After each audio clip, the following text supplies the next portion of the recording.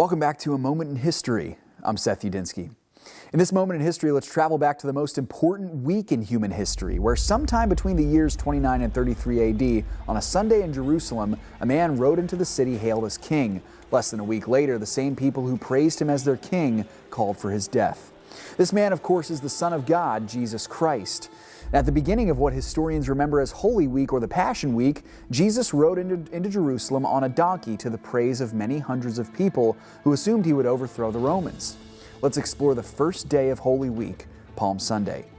Historians estimate that Holy Week likely took place in the springtime, somewhere around the year 29 or 30 AD, based on the history of the reign of the Roman Emperor Tiberius Caesar.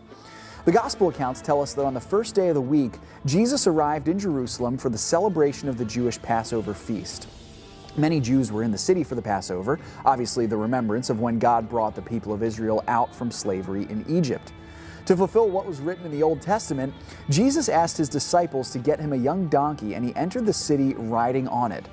While this was something a king would do, entering a town riding a steed, it was also an act of humility and gentleness for Jesus to enter the most important city in the Jewish world on a donkey. Now, we remember this as Palm Sunday because of what the crowds did as Jesus rode through the city. In an act of recognizing the kingly authority of Jesus, the crowds laid their coats on the pathway and also palm branches. The crowds were excited and overjoyed knowing that Jesus was a direct descendant of King David, and they believed he would be the long-awaited political powerhouse to overthrow the Romans and restore the kingdom to its former glory under David.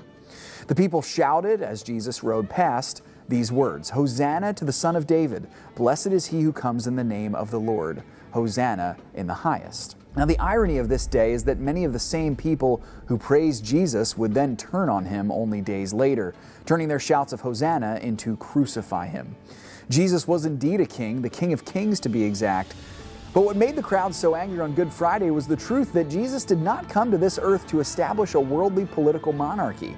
He came to establish a heavenly rule, one which will crush all other authorities and will be from everlasting to everlasting, and one in which sinners would be saved from the wrath of God.